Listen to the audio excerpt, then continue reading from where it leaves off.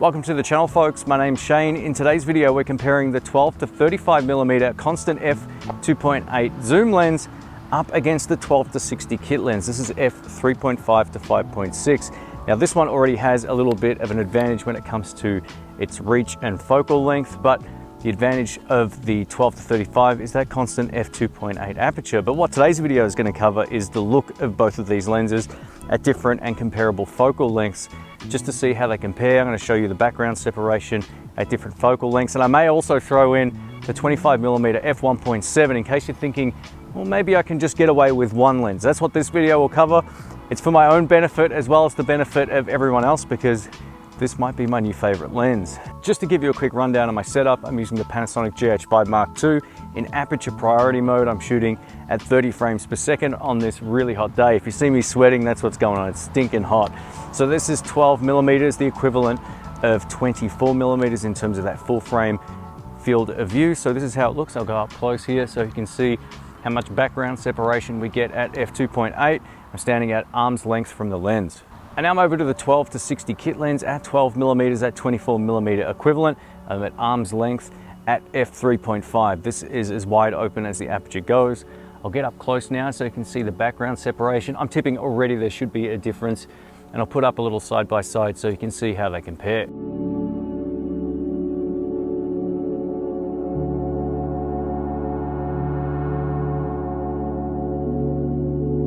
Now we're over to 25mm f2.8 on the 12 to 35. This is the equivalent of the 50mm field of view. And just to mix things up, I'm going to throw on the 25mm f1.7 just to see how much of a difference there is in that background blur and subject separation. But firstly, let's switch it over to the kit lens. And now we're back to the kit lens at 25mm at f4.5. There's no way to open up the aperture any wider. This is all set to auto, so as soon as you start zooming in, you lose light. This is the sort of subject separation you can get, and I'll put a side by side on screen again so you can compare the difference. And just for a point of comparison, I'm over to the 25mm f1.7 prime lens at 1.7. So this is letting in more light, and it will also give me more subject separation. I haven't actually tested this prime, this 25mm f1.7 up against this personally yet, so I'm keen to see just how much of a difference there is in the look and feel of both of these two lenses. I have a feeling there should be a bit of a difference in terms of background blur, but whether or not it's worth it for the trade-off in all of these other focal lengths, I guess we'll find out, and I'll comment on that later.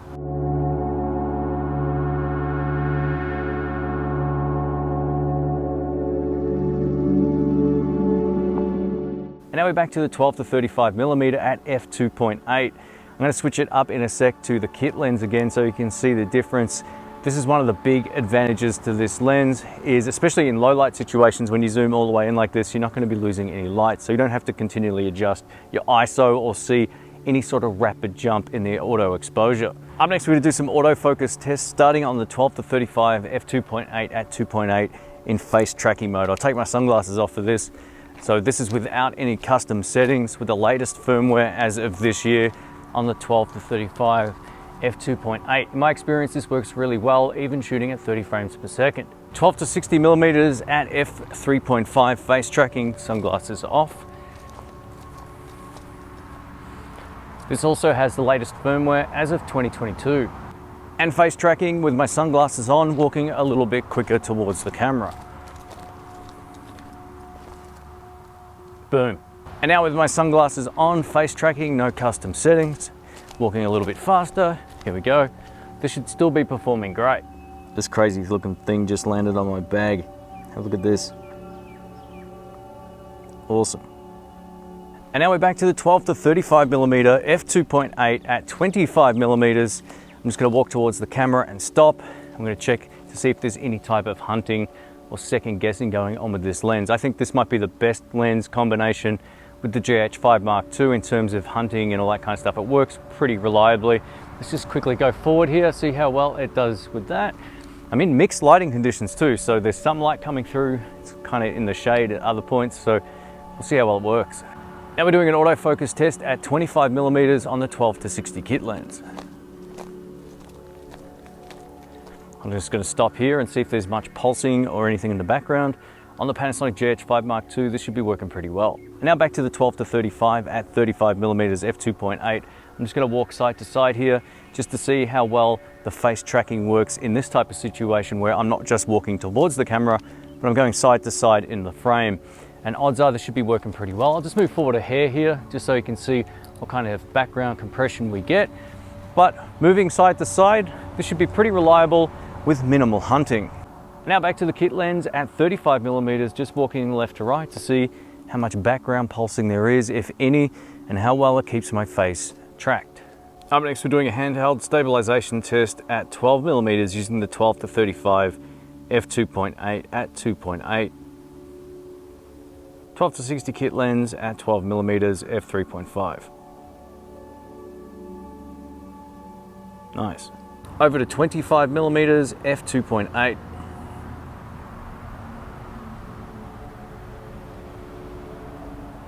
This is the 12 to 60 at 25mm handheld.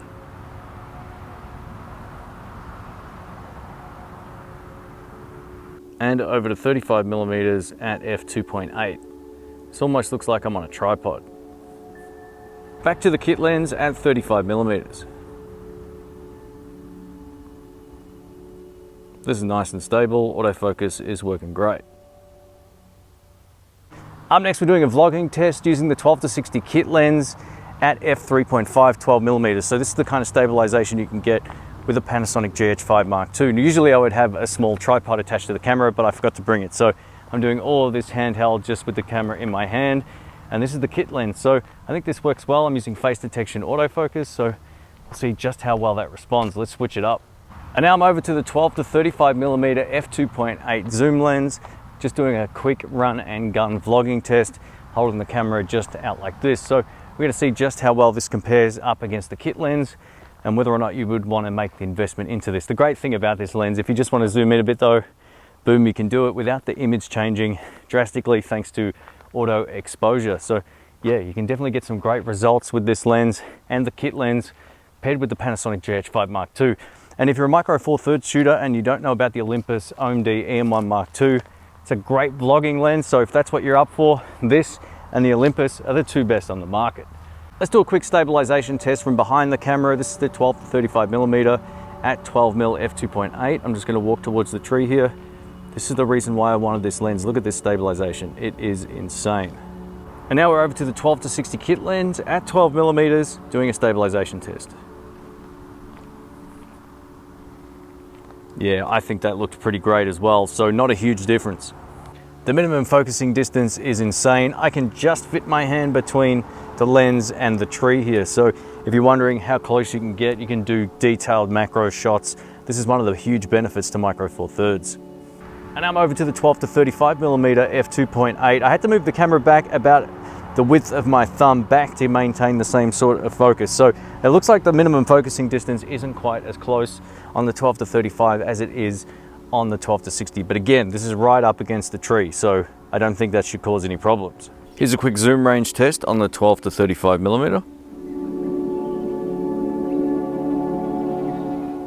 And over to the 12 to 60 so you can see just how much further reach we get. This is at 60mm. If you plan on shooting in low light, the f2.8 will get you far better results than the kit lens, especially once you start to zoom in, as the kit lens gets dark really quickly. I found shooting with the GH5 or GH5 Mark II, don't set the ISO above 1600 if you can. Get more light any way you can because the images will look far noisier above 1600. And now with exactly the same ISO settings, except we're starting at f3.5 on the kit lens, you can already see just how much darker it is, right? So once I start zooming in, I'm going to lose more and more light, and yeah, you can see how underexposed everything looks. I'm 3 stops underexposed, so this means I need to crank up the ISO to compensate. I'm up to 2500, which is going to look far too noisy for what I like. But yeah, it's one of those things, you've just got to keep that into context. The faster the lens you get, the better the results. But at 12mm on the kit lens, you can crank the ISO up to about 1600 maximum. I wouldn't go any higher than that. Let's talk about the pros and cons of both of these lenses and what I saw looking back in editing. So when it came to the kit lens, there's a lot to like about this. A lot of the time you'll get this for next to nothing thrown in with a camera system. I have a few of these. I think its positives are that the stabilization is amazing. and the reach in terms of its zoom is awesome. I also like the way that the focus ring feels. If you want to do manual focus, you can. I was a little surprised how inferior the autofocus performance was in terms of those micro jitters with the 12-60 over the 12-35. The minimum focusing distance on the kit lens is also exceptional, so if that's important to you, the kit lens is great. Now when it came to the autofocus performance, not to defend the test, but I put everything back to default with no custom settings. Usually I would have the Panasonic cameras locked on, which means it hunts less and it works far better. I put everything back to default and I just used face tracking because someone new to the system, that's all they'll be using. I suggest using one area or one area plus mode if you have a GH5 or GH5 Mark II. Those modes will work the most reliably. Set it to locked on. Now if you've missed my sort of guide on the autofocus settings, I'll link it up in the cards and you can check it out.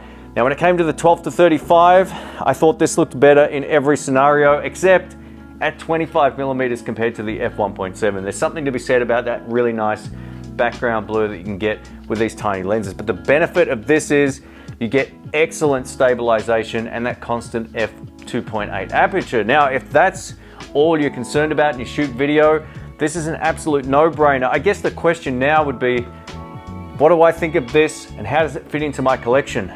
I think I'm gonna offload a lot of lenses. This, after traveling with it in Hawaii recently, I bought it for a trip overseas. It performed so well in every situation except for extreme low light where I didn't expect it to perform that well based on the camera. For me, this lens is an absolute winner, and that trade-off in the background blur just doesn't really concern me when I can leave one lens on and get every focal range of my favorite lenses. So I love this. Let me know what you think of it. Thanks again. I'm gonna do a full review of this coming up with really detailed sample footage that we shot while we're in Hawaii. So I hope you like that. Don't forget to subscribe, click the bell. Catch you soon. See ya.